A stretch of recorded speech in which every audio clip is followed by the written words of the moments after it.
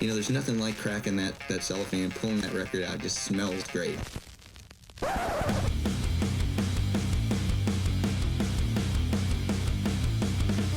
Welcome to BODS Mayhem Hour. Non-stop hardcore energy. I love the show, guys. You're awesome. Unlike any other. With your host, John the Bod, a.k.a. the Bod Father. Man, this stuff rocks.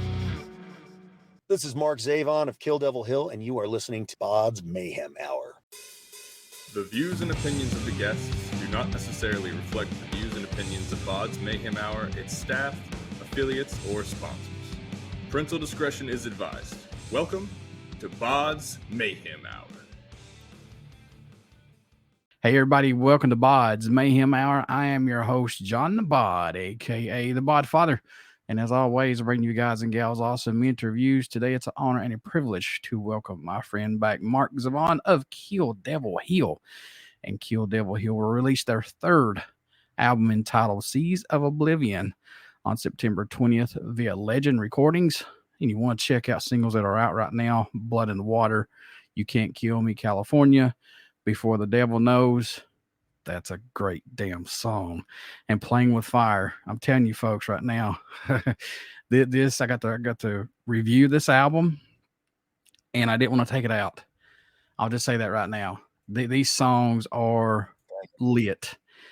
And I'll just say this while Mark's on here. These are some of my favorites: Before the Devil Knows, Playing with Fire, Eye of the Storm, Darkest Days, Seize the Day, Stranger Than Fiction. Now, these songs really hit me hard, but there's a few on here that are so diverse. Like you've got From the Ashes, and then Pharmaceutical Sunshine, and then you've got this was the icing on the cake for me, was The Bitter End. It's got that Pantera, the Great Southern Trendkill vibe on it, and you guys did a fucking great job on this album. So kudos to you all. Thank you, John. I appreciate that. It means a lot coming from you. Hey, not a problem whatsoever. After nearly a decade-long hiatus, the band released its first single, Blood in the Water, back in February. Mark, how good does it feel to have that new single under the belt of Kill Devil Hill and get some good stuff out there finally? I tell you, man, it's been a long time coming. We did the drums for this record in the end of 2020, I guess it was. So we've been chipping away at this thing for a really long time. So it feels great to finally have it see the light of day and be sharing some of these singles with people and getting some of the great feedback we've been getting. I can't wait to release the whole album here coming up next month and play some shows and actually play some of this stuff live. These songs are so much fun to play. So we're all looking forward to it. It's going to be a blast. And I can't wait, truthfully. Was it difficult to be on hiatus and not being able to get out as Kill Devil Hill and do your normal thing that you're used to doing, man? Yeah, it totally was. Totally was. And, the whole pandemic thing happened. And then since then, it's been kind of difficult to put the wheels back on, but we've been chipping away at it, like I said. And now I think we're at the point where, everybody's schedules are starting to line up and we're going to be able to do this and support this record, get out and start playing and doing what we need to do. So we're all really excited, but I'm definitely really excited about that. Now, like I said, this third full-length album is going to be coming out September 20th. Did the album turn out exactly the way you wanted? And does it feel like a weight has been lifted off you guys since the last release in 2013?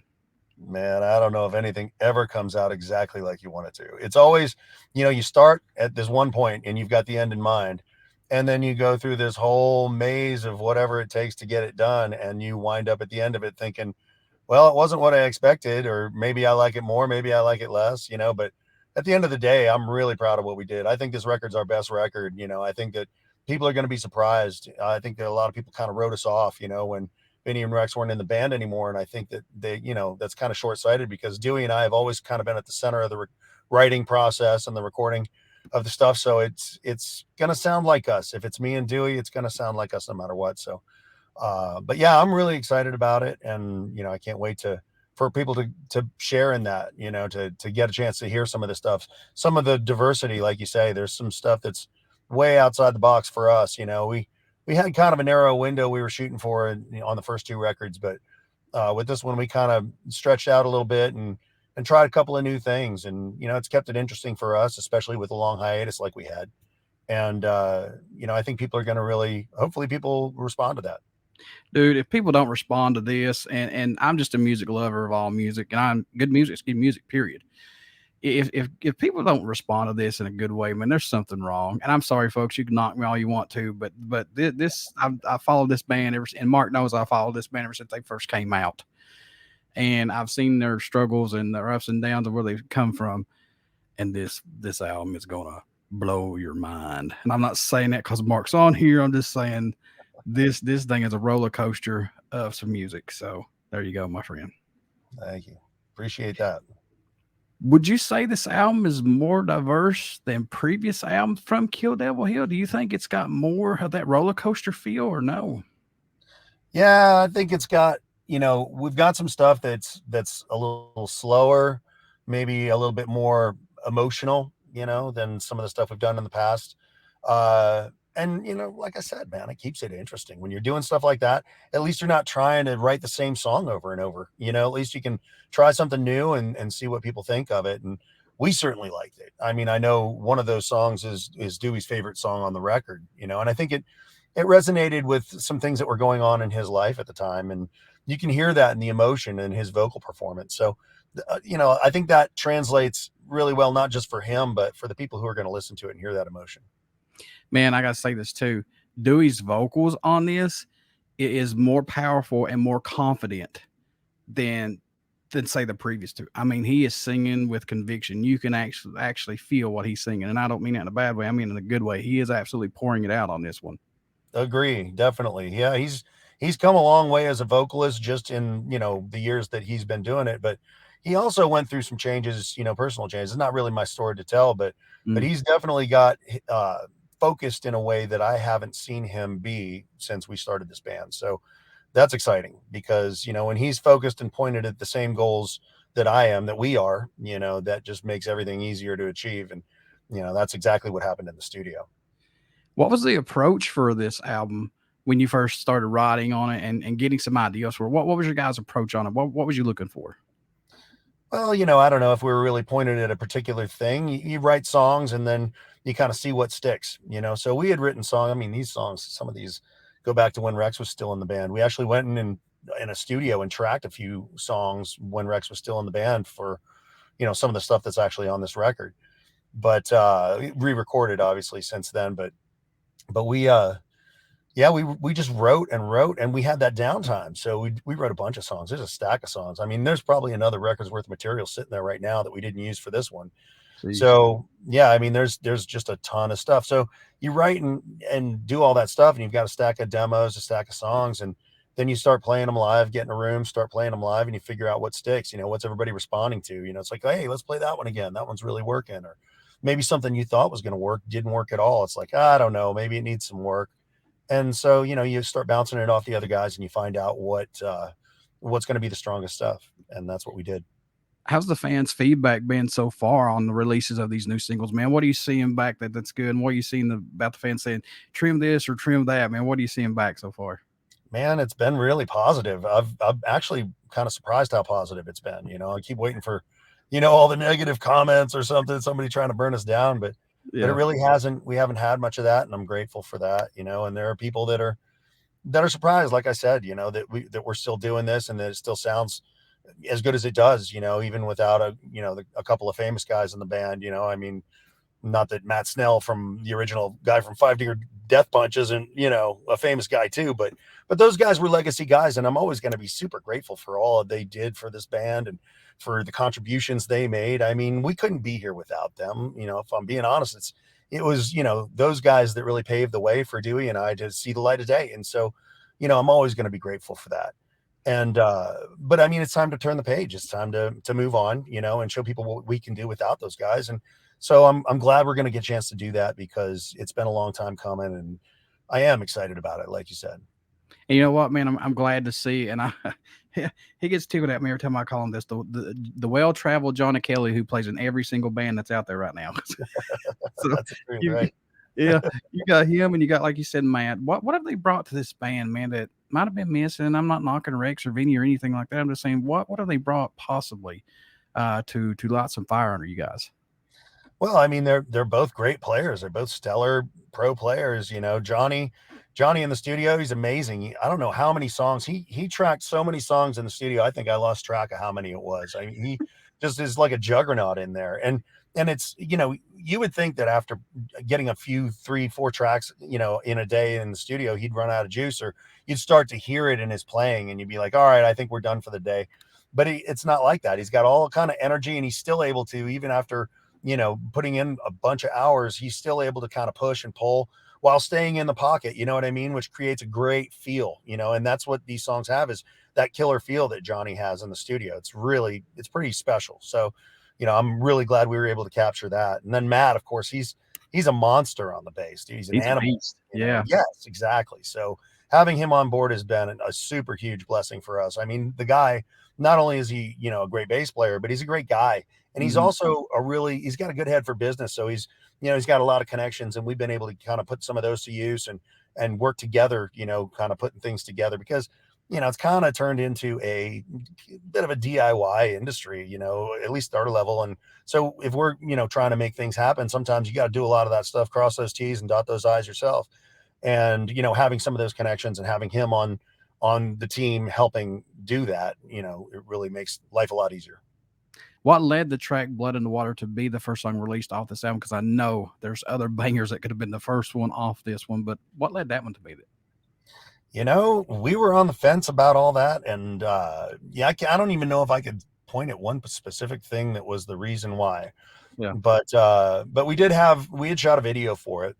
And the thinking was that it was a pretty heavy track, and we wanted to start strong, you know, and we've been away for a while. So we wanted to, you know, start with something heavy and, you know, kick some people's teeth in if we could, you know what I mean? So we started with that, and I think it was a good choice. You know, I really, you're right. There's a lot of other songs on the record that could have been choices as well. But that one was the one that had the video and was the strongest at the time. And, you know, yeah, I think it really did well, you know, honestly. I mean, there was a lot of positive feedback from that song, and a lot of people really, really got into the band based on that. So I'm excited about that.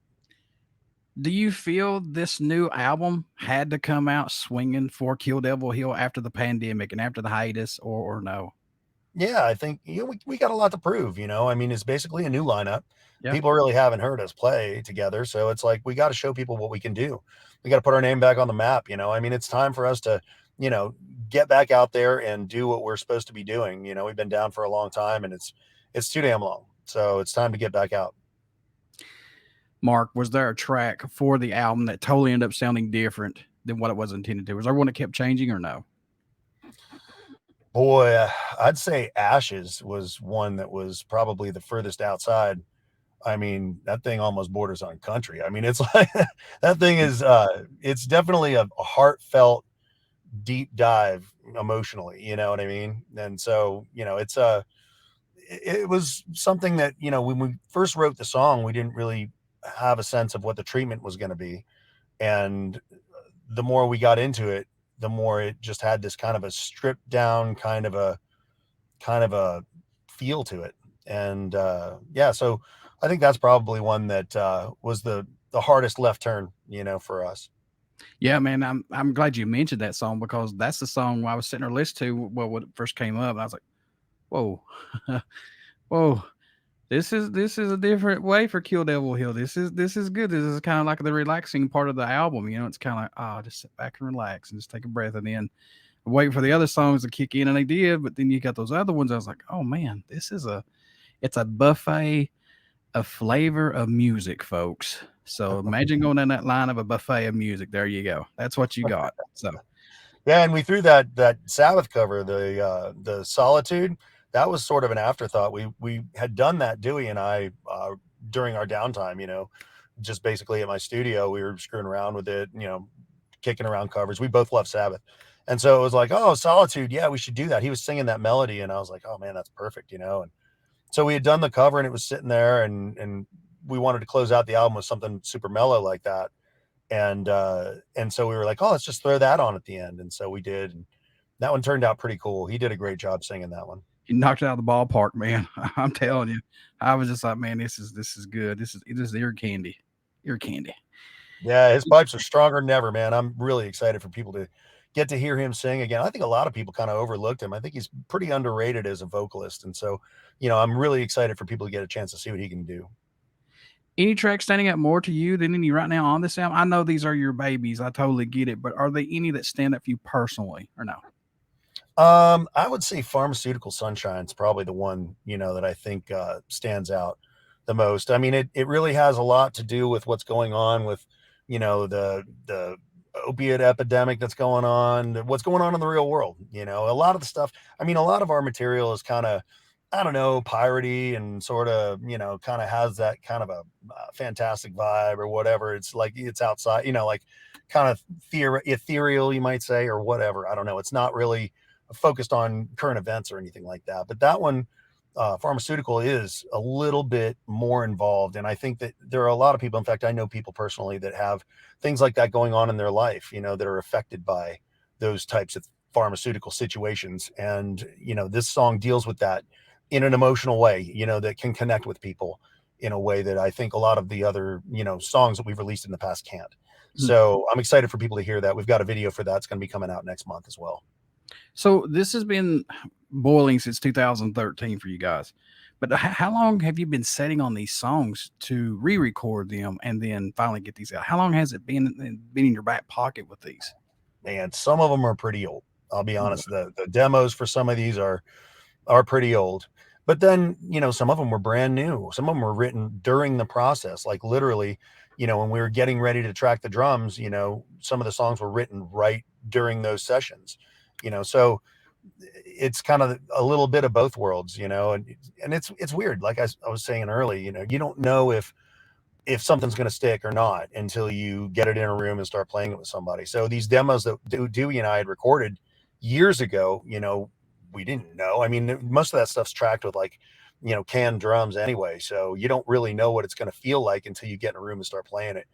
And so, sometimes it works and sometimes it doesn't. And some of those songs are really old, those demos, but some of them were just ideas. Some of them were just riffs, like, okay, here's a riff with a sketched out arrangement and let's see if it works. And if it works, hey, let's write a bridge and finish it out, a little intro, something or other, and, make a song out of this thing. So some of it was kind of off the cuff like that too.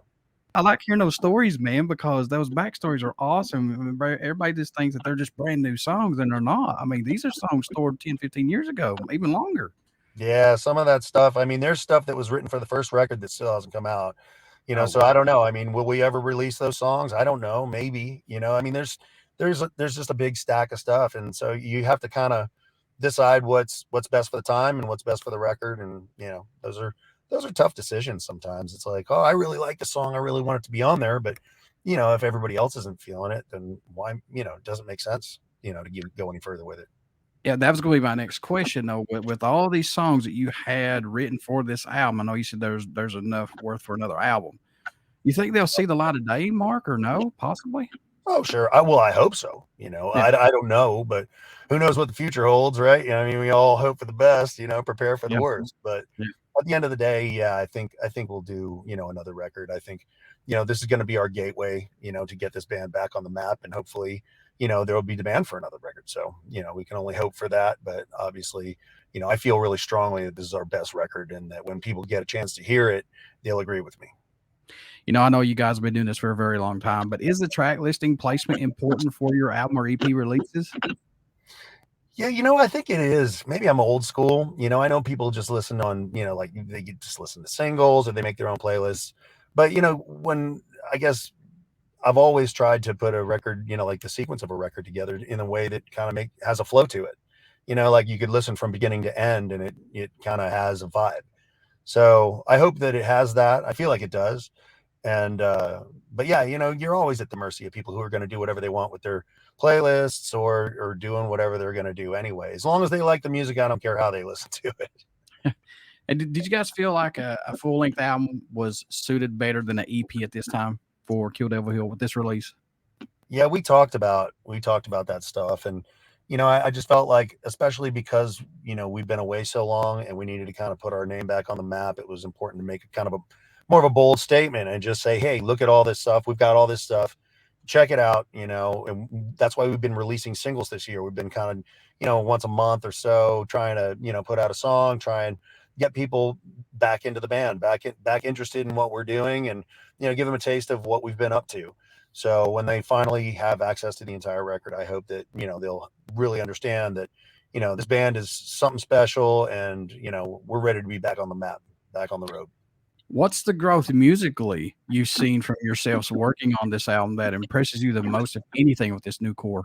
Well, I'd say Dewey, honestly, has grown the most of all of us. That guy has come a long way. I mean, he's had his struggles in the past, but now he's really on top of his game. Not just vocally, but even with everything going on with him. Like, it's great talking to him on the phone. He's like a different guy sometimes.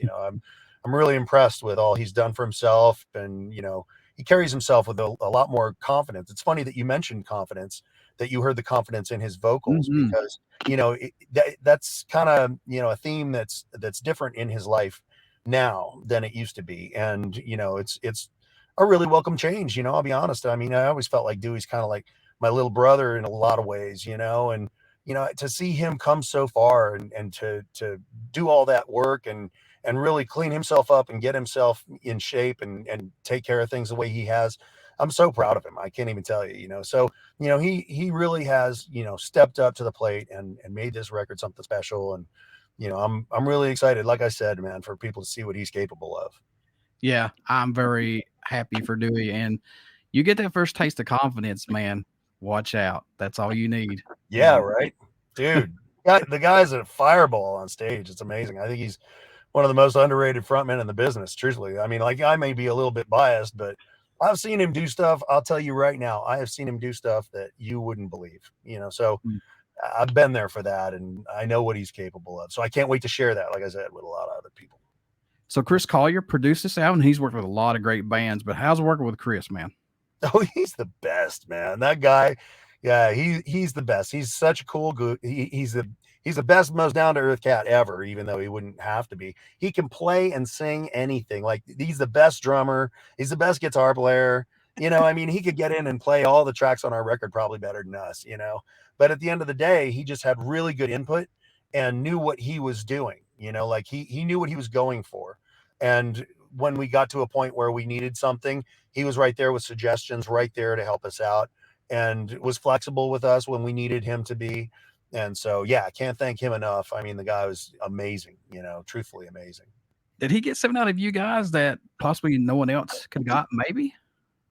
Oh, yeah, absolutely. I mean, there were times when he would push us, to do things in the studio that, we didn't really, I don't know if we would have thought to do that ourselves or not, So it's always great to have somebody that's got an experienced ear like Chris has, and cares about the band and cares about the music enough to say, hey man, try this, I think that this would work, and he's a great asset for sure.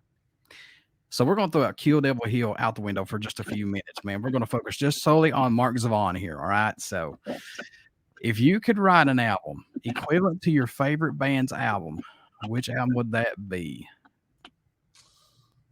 Ooh, I know that's a toughie, but dang, I don't know. So what album? That's a tough album. I mean, I don't know. Blizzard of Oz, maybe. That's an amazing record. That was my first record, so I'm biased on that too. But man, Randy, come on! In those days, jeez, he's on fire. That guy. Yeah, I mean, I still go back and like play through those songs and those solos and that stuff, and it's just amazing to me. That he could be so young and coming up with that kind of stuff. Is just, it's overwhelming. So yeah, going from Quiet Riot to Ozzy is like, oh my God, really? Yeah, it was totally changed. He is a huge change between the styles of those two bands. All that diminished stuff there was no diminished stuff in Quiet Riot. It's all that darkness came out when he got in with Ozzy. It's really cool.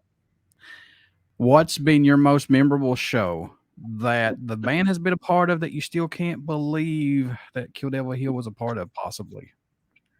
Oh man, I don't know. Well, we've played some festival dates that were a lot of fun. I think our first festival date was probably my favorite though, because We played at a With Full Force festival. It was outside of Leipzig, Germany, and it was a big festival. I think Machine Head was there. I remember Meshuggah was there. A bunch of great bands were there, and so we were playing. We were playing earlier, a new band and all, and there really weren't many people there. People had kind of gone off to the different vendors and booths and stuff.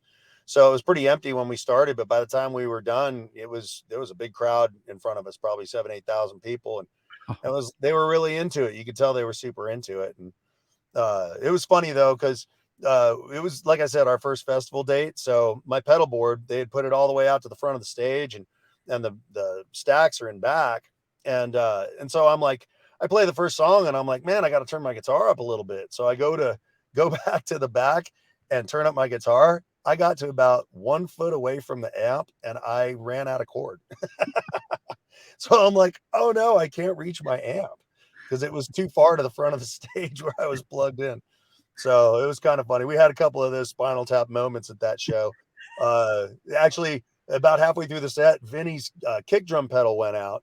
And and he had a German tech. So he's trying to tell the guy, like, my kick drum pedal. And the guy's like handing him a sandwich. He's like, no, kick drum pedal. So oh my God. Oh, my kick drum pedal. He hands a damn sandwich. Oh my God. Oh, it was funny as hell. Yeah, but we had a blast. It was a really good time. So much good times with those guys. I mean, truthfully, dude, I couldn't even tell you. I'm so grateful for those guys and for all the times we had. It was really a blast. Yeah, just like I had my Spinal Tap moment of calling you Mark Zavon, and it should be Mark Zavon. So yeah, there I go. Zavon. See, here we go again. Just like Avon. Just like save on drugs. Oh my God. Folks, trust me, if I don't screw something up, it's not a good interview. You know how my interviews go, folks. So you know how they go. All right, Mark, if you could be a member in an iconic band and play one of their legendary shows, what band would it be and what show would it be, possibly? Oh shit, I don't know. That's a tough one too. I mean, it's like all the people you grow up on, you always think, oh, that'd be great. But I've been fortunate, man. I got to play with Stephen Pearcy. I actually played a couple of shows with Rat. They were my favorite band in high school, so getting to play on stage. I played getting to play the harmony solo in Round and Round with Warren DeMartini. That was definitely a great moment. I was like, wow, here's a guy that I grew up on, putting pictures of him up on my wall, and I'm up on stage playing with him. It was definitely a Where's Clint Eastwood? Where? Kill me now moment. You know what I mean? So it was pretty cool. All right, folks, Kill Devil Hill will release their third album. And it's hard to say third because let's talk about that a little bit. Do you feel like there should be more Kill Devil Hill albums out at this point? Well, we hit a couple of roadblocks, and like I said, there's some time that was like basically just downtime because Rex decided he was going to do a solo record. So I decided I'd do a solo record too. I had a bunch of material laying around. I love writing songs, so I got just a bunch of stuff laying around. And so, we did that, and that took up a little bit of time. But the thinking was always that we'd get back on and keep going with Kill Devil Hill. And then that didn't come to fruition. So we wound up, kind of regrouping, new lineup. And, there's always speed bumps and stuff in the way. But, you adapt, improvise, and overcome, and you get to the end, and that's where we're at now. I'm really so glad that we're this close to the finish line because, this record's going to be out next month, September 20th. I can't wait, for people to get to hear all this stuff and for us to finally, get to share it with everybody because you're right. They're like our babies, the songs and this band is, it's a labor of love. So, I want to share that with everybody for sure. And I know the guys are excited about it too. And like I said, folks, the songs that I like on here, just because I like them don't mean you're going to like them. Just go and pick this album up. Give these songs a fair chance because the Solitude Sabbath cover, I mean, they knocked it out of the ballpark. I'm telling you right now, folks, this album is great.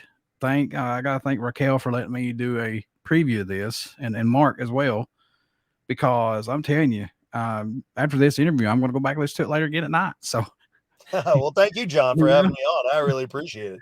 Dude, I like having you on here. Yeah, that's no problem whatsoever. So you guys are going to release your third full album entitled Seas of Oblivion on September 20th via Legend Recordings. How can Absolutely. folks stay in touch with you guys, buy this album, everything under the name of Kill Devil Hill? How can they do that, sir? Well, we got killdevilhillmusic.com. You can find us on social media at Kill Devil Hill Music on Facebook and Instagram. You can find us on YouTube. Kill Devil Hill Music is how you'd find us. So you can check us out on there, and yeah, stay in touch for sure. It'll be September 20th, worldwide, and we're going to have possibly a pre-release with iTunes, with Apple Music on the 18th, that Monday. And there will be a vinyl release. We're in the process of putting that together right now. So pre-orders for that will be happening pretty shortly. So stay tuned for that. And yeah, we're really excited, man. Really excited to share this stuff. And I'll also have all these links in this interview. So that way nobody can say, I don't know where to go get it. It's the day and age of the internet, folks. You hit show more in the description. It's there. I love it. It's at your fingertips. Great. Before I let you go, good sir, would you care to do another promo for my show? Sure, of course. This is Mark Zavon of Kill Devil Hill, and you are listening to the BODS Mayhem Hour. Everybody stick around. We got some great stuff coming up. You only hear these interviews right here on BODS Mayhem Hour. Please get out and check out our Facebook page. It has our podcast link and our YouTube link. And please subscribe to the YouTube link if you like what I'm doing. And I hope you guys and gals do, because I really appreciate every one of you all that subscribe and like what I do. That's for sure. Get out and check out Kill Devil Hill, their new album, Seas of Oblivion, on September 20th via Legend Recordings. Folks, if you don't know anything about Kill Devil Hill, go back and discover these guys. Check out their old stuff, and trust me, you're going to be surprised when this album comes out, because you're going to be like, whoa, we didn't see this coming. But it's a good album. So, Mark, I'm glad you guys are back, my friend. Thank you, John. I appreciate it, man. It's good to be back. Yes, sir. Yes, sir. Thank you for doing the interview. Of course. Thank you for having me.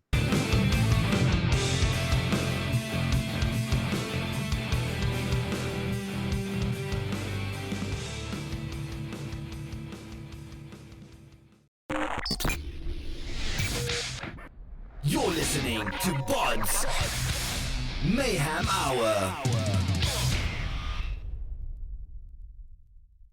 Follow us on Facebook, Twitter, and Instagram.